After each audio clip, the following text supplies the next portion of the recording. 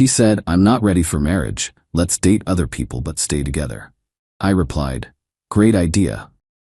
What she discovered about my new dating profile made her delete hers immediately. I, 32 male, got hit with the "we need to talk" text from Monica, 29, last Monday while I was finishing up a project deadline. We'd been together for 4 years, living together for 2. I'd started saving for a ring 6 months ago. The conversation happened at our kitchen table over the takeout Thai food I'd ordered to celebrate finishing my project. "Derek, I love you, but I'm feeling trapped. Like I need to explore who I am before we take the next step." She was doing that thing where she picks at her nail polish when she's nervous. "Okay," I said slowly. "What are you saying?" "I think we should open our relationship, date other people but stay together. It'll strengthen what we have." I put down my pad thai. "You want to see other people. We would see other people, together but separate. It's very modern, very healthy. My therapist says it could be good for us." Her therapist, the one she started seeing 3 months ago for personal growth, should have seen this coming.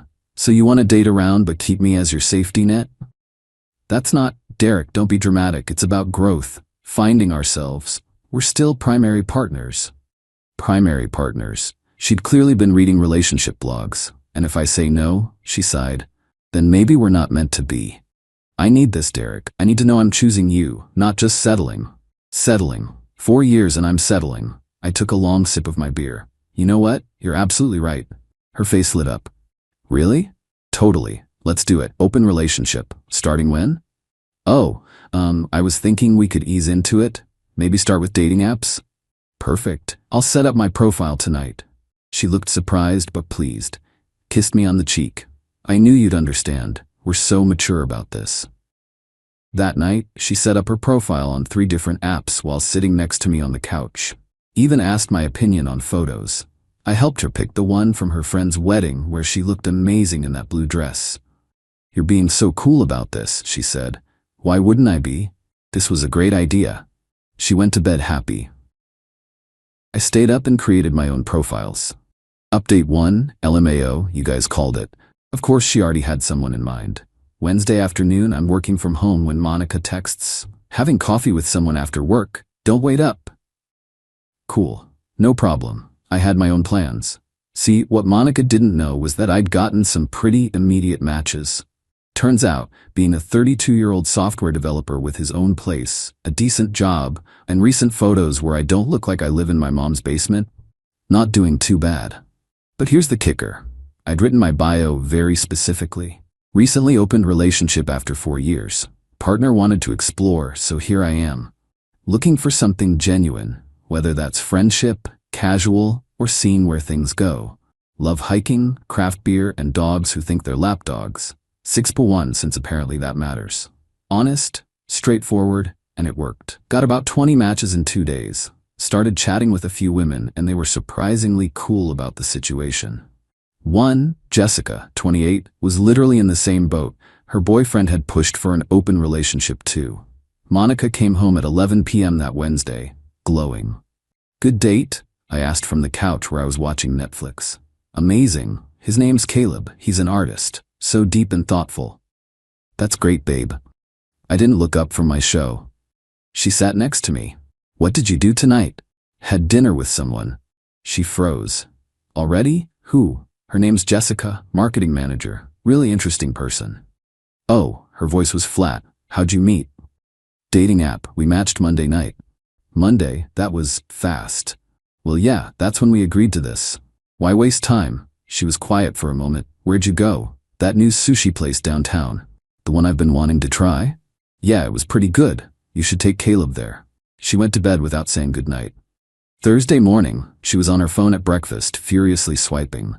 "Everything okay?" I asked. "Fine. Just looking at my matches." "Nice. How many you got?" "Like 30? That's great. How many do you have?" I stopped counting after 50. She dropped her phone. 50? "Yeah, but I'm only talking to maybe 6 or 7. Quality over quantity, you know? 6 or 7? Is that a problem? I thought we were exploring." She didn't answer, just grabbed her coffee and laptop and worked from the bedroom instead of the living room like usual. That evening, she had another date. Came back early, said the guy was boring. found me on the couch, texting and laughing. "Who's that?" she asked. "Amanda. She's sending me memes about programming. She's in tech too." Monica looked over my shoulder. "She's pretty." "Yeah, she is. Are you going to meet her?" "Saturday afternoon. We're going to the farmer's market." "That's our thing." "Was our thing. Now it's an open relationship thing. You can take Caleb to our things too." Update 2. The spiral started Saturday. I met Amanda at the farmer's market. She was actually cool as hell, funny, smart, called me out on my BS in a way that made me laugh. We spent 3 hours wandering around, buying overpriced honey and making fun of the guys selling healing crystals. Posted one photo on Instagram, just me and her laughing at something, holding coffees. Tagged it, "Great morning at the market." My phone exploded. Monica called 6 times. I didn't answer. I was on a date. When I checked my texts later, "Who is she? Why would you post that?" "Derek, call me back. This is humiliating. Everyone's asking me who she is. Call me." When I got home, Monica was on the couch with her laptop. I looked her up, she said instead of hello. "That's creepy." "She's an engineer at Morrison Tech. She has a master's from Cornell. She runs marathons." "Okay. She's successful. I guess. More successful than me." I sat down. "Monica, this wasn't a competition. How many dates have you been on?" 3. 2. But one ghosted me after. "That sucks." She closed her laptop. "I looked at your profile, and you have reviews." "Reviews?" She showed me her phone. "Turns out on one of the apps, people could leave comments on your profile if you'd matched. I had 4. Actually shows up looking like his pics. Great conversation. Would date again. Respectful and funny. Rare combo. His girlfriend is an idiot for letting this one go exploring." That last one was from Jessica. We'd stayed friends after realizing we weren't feeling the romantic spark. "People can see these?" I asked. "Yes, my matches can see these. Do you know how this makes me look? Like someone in an open relationship? Like someone who can't keep her man happy." "Monica, you wanted this." She started crying. I thought. "You thought what?" "I thought you'd struggle. You're an introvert. You hate meeting new people." "I hate small talk at parties. This is different. These women actually want to be there." "What's that supposed to mean?" I didn't answer. Sunday she spent the entire day on her phone, swiping, matching, messaging, set up 3 dates for the week. "I'm having drinks with Noah tomorrow, dinner with Alex Wednesday, and coffee with Marcus Saturday." "Sounds busy." "Yours?" "Cooking dinner with Jessica Tuesday. We're trying to make ramen from scratch. Thursday I'm helping Amanda move some furniture. Then we're getting drinks. Saturday, actually Natalie and I are going to adopt a dog together." She stared at me. "A dog?" "Not together. She volunteers at the shelter, and I've been thinking about getting a dog anyway. She's helping me pick one out." "We talked about getting a dog." "Yeah, and you said not until we were engaged, but since that's off the table." She threw her phone on the couch and stormed to the bedroom. Update 3. Monday night. Monica came back from drinks with Noah in tears. He'd spent the entire time talking about his ex. Tuesday, she accidentally scheduled a work call during my ramen dinner, so I had to cancel with Jessica. When Jessica suggested Wednesday instead, Monica suddenly had a migraine and needed me to take care of her. Thursday, she tried on 6 different outfits for her date with Alex. "Do I look okay?" she asked. "You look great." "As great as Amanda?" "Different. You're different people. She's younger than me. By a year. She's taller. You're wearing heels tonight. Her job is better." "Monica, stop comparing yourself to her." "How can I not? She's all over your Instagram." She wasn't. I'd posted 2 photos in 2 weeks. Meanwhile, Monica had stories up every day from her dates, trying to look like she was having the time of her life. Her date with Alex went badly. He apparently told her he wasn't looking for anything serious, just fun with someone in an open relationship. "He treated me like I was easy," she cried. "Aren't we all being easy? Isn't that the point of exploring?" "Not like that. I want connection." "Then maybe don't mention you have a boyfriend at home in your profile?" "I'm being honest, like you were." "And how's that working out?" Saturday came. Monica had canceled her coffee with Marcus to work on herself. Really, she spent the morning following my Instagram stories. I was at the shelter with Natalie, documenting the dog adoption process.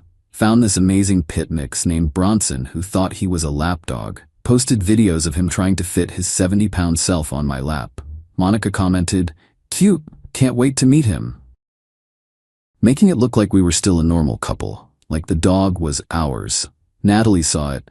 "Your girlfriend seems involved." "Yeah, it's complicated. Open relationships usually are. My ex pushed for one too, didn't end well." "What happened?" "She thought she'd be the one with options. Turned out, guys wanting NSA with a taken woman aren't usually looking for quality. Meanwhile, women love a guy who's honest about his situation, shows emotional maturity." "How'd it end?" "She begged to close the relationship. I'd already met someone worth closing it for, just not with her." That night, Monica was waiting when I got home with Bronson. "We need to talk," she said. "About?" "I want to close the relationship." I sat down, Bronson immediately claiming my lap. "Why? This isn't working. It's not what I wanted." "What did you want, Monica?" She was quiet for a long time. "I thought Caleb had been flirting with me at work. I thought if we opened things up, I could see what that was like without cheating. And you'd wait and watch you date Caleb?" "Not like that. I thought you'd maybe go on one bad date and realize what we had." "I already knew what we had. You're the one who needed to explore." "I made a mistake." "No, you made a choice and I made mine." "What choice?" I pulled out my phone, went to the dating apps, deleted all 3 in front of her. "I'm done with the apps," I said. She smiled, relief washing over her face. "Oh, thank God, me too. We can work through this. I'm dating Amanda exclusively now." The color drained from her face. "What? We talked yesterday. Neither of us is into the open thing. Turned out we really like each other, so we're going to see where this goes. Exclusively." But we live together. We have 4 years. We had 4 years. You ended that when you decided I was something to settle for." "I never said that." "You literally said you needed to know you weren't settling." "I didn't mean it like that." "How else could you mean it?" She started sobbing. "Derek, please. I love you. I made a mistake. Close the relationship with me." "Monica, there is no relationship. Hasn't been since you suggested this." "Then why did you agree?" "To see if you'd actually go through with it. To see who you really were. And honestly, to give myself permission to move on." "This was a test?" "No, this was goodbye. I just needed you to see it too." Update 4. The next 48 hours were intense. Monica called in sick to work Monday. Spent the entire day alternating between crying on the couch and rage texting me while I was at work. 4 years down the drain for some girl you met 2 weeks ago. You're throwing away our future. Amanda's gonna dump you when she realizes what kind of person you are. I'm keeping the apartment. That last one made me laugh. My name's on the lease. I've been paying 70% of the rent because I make more. But sure, Monica, you keep it. Monday night her sister Danielle called me. "Derek, what the hell? Monica's a mess. She wanted an open relationship. To spice things up, not to leave her." "Spice things up?" "She wanted to date her coworker. She told me you were controlling and wouldn't let her have friends. Male friends she wanted to sleep with, correct?" "That's not." "She said you agreed." "I did, and then I participated. That's the problem. You're supposed to fight for her." "Why?" "She literally told me she didn't know if she wanted me." "All women say that sometimes." "No, Danielle, they don't. Stable, happy people don't need to date others to know if they want their partner. You're going to regret this." "Already don't." Tuesday, Monica's mom showed up at my office. Security had to escort her out. She was screaming about how I corrupted her baby and ruined her life, and what kind of man moves on in 2 weeks. The kind who was done 6 months ago when his girlfriend started talking about her coworker Caleb every damn day, but stayed because he loved her. That kind. My boss called me in after. "Everything okay, Derek?" Explained the situation briefly. He actually laughed. "My ex-wife pulled the same thing 10 years ago. Wanted to find herself. Found herself single when she realized the dating pool wasn't what she expected. Tuesday night, I came home to find Monica had rearranged the entire apartment. My stuff was piled in the corner. My gaming setup disconnected. My clothes in trash bags. "Since you're leaving anyway," she said. "I'm not leaving. You are. You can't kick me out. I live here. You're not on the lease. I've been paying rent. You've been Venmoing me your portion. That makes you my subletter at best, and I'm giving you 30 days notice. You need that in writing. I pulled out my phone, typed up a formal notice, and emailed it to her while she watched. You bastard. I'm being more than fair. You wanted to explore? Explore apartment hunting. Wednesday, she had a meltdown, a proper throwing things meltdown. Broke 2 plates and a mug. Bronson hid in the bathroom. You ruined everything. Monica, you need to calm down. Calm down. You replace me in 2 weeks. You tried to replace me first. With Caleb. I didn't sleep with him. Congratulations. You still wanted to. I wanted to see if there was something there. And, she went quiet, he has a girlfriend. I actually laughed. Caleb has a girlfriend? Had. They're working through it. So he was flirting with you while having a girlfriend, and you thought that was someone worth blowing up our relationship for? Stop laughing. Monica, this is hilarious. You ended a 4-year relationship to explore something with a taken man who chose his girlfriend over you. But you chose Amanda over me. No, I chose myself over this dysfunction. Amanda's just a bonus. She threw my PlayStation controller at the wall. It shattered. That's $100 you owe me. Sue me. I'll just take it out of the security deposit you don't have. Thursday she started love bombing, cooked my favorite dinner, wore the dress I bought her for her birthday, put on the playlist from our first date. Remember this song? She asked. Yep. We danced to it in your old apartment. We did. We were so happy. Were we? Or were you already thinking about what else was out there? She started crying again. I was happy. I got scared. Marriage is forever. So is breaking someone's trust. You never even fought for us. I fought for us for 6 months while you emotionally checked out. I'm done fighting. Friday morning she wasn't there. Thought maybe she'd accepted it and left. Nope. She'd gone to Amanda's workplace. Final update. I found out about the workplace visit when Amanda called me Friday afternoon. Your ex is something, she said. What did she do? Showed up at my office, told reception she was my sister and had a family emergency. Jesus, Amanda, I'm so sorry. Wait, it gets better. She cornered me in the lobby and tried to woman me about stealing her man. What did you say? That she literally asked for an open relationship and I don't steal things that are freely given away. How'd she take that? She called me a homewrecker. Security had to remove her. Again, she's something. This is insane. I'm so sorry. Derek, it's not your fault, but she seems unstable. You might want to document this stuff. She was right. I started screenshotting everything. The texts, the emails, the voicemails. Monica had left 23 voicemails on Friday alone. Saturday, I was at a coffee shop with Bronson, dog-friendly place, when Caleb walked in. We made eye contact. He tried to leave, but I called out. Caleb, buddy, how's the girlfriend? He looked like he wanted to die. Came over reluctantly. Derek, hi. Heard you and Monica had coffee. Look, man, I didn't know that she was trying to blow up her relationship to be with you, or that you were leading her on while having a girlfriend. I wasn't. We were just friends. Friends don't make their coworkers think they have a chance. I never said anything explicit. You didn't have to. You knew what you were doing. He shifted uncomfortably. Is she okay? No, she's homeless in 25 days and currently stalking my new girlfriend. Shit. Yeah. Shit. Maybe next time don't flirt with taken women? It wasn't, yeah, okay. There. He left without ordering anything. Sunday was move-out day for Monica. She'd found a studio apartment across town. Expensive as hell, but that's what happens when you need something immediately. Her dad and brother came to help. Her dad looked at me with such disappointment. I thought you were better than this, Derek. Better than what? Being honest? Monica made one mistake. No, she made a calculated decision that backfired. Her brother Tony actually pulled me aside. For what it's worth, I told her this was stupid. You're a good dude. Monica always thinks the grass is greener. Yeah, well, sometimes it's just spray paint. They loaded her stuff. She took the couch. I let her. It was hers from before. Left the bed. Too many memories, she said. As they were leaving, she turned back one last time. I loved you, she said. I loved you too. Past tense. It doesn't have to be. Yes, it does. Why?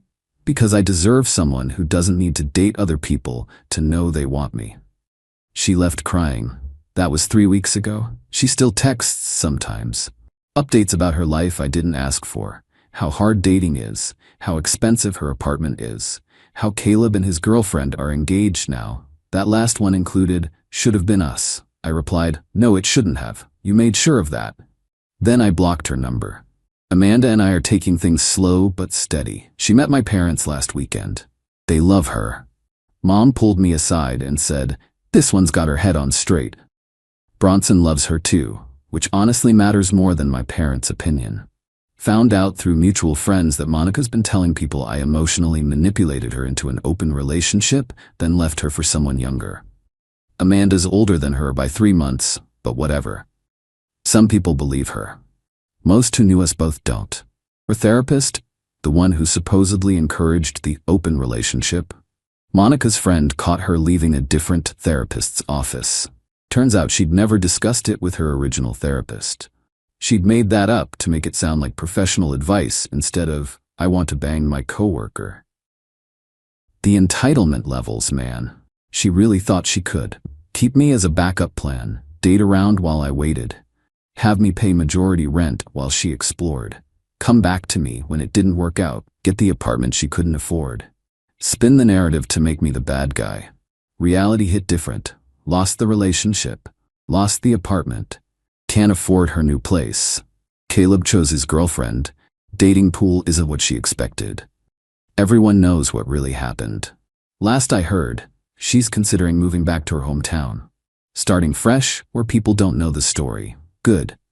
Maybe she'll learn something, but probably not. Me, I'm good. Better than good.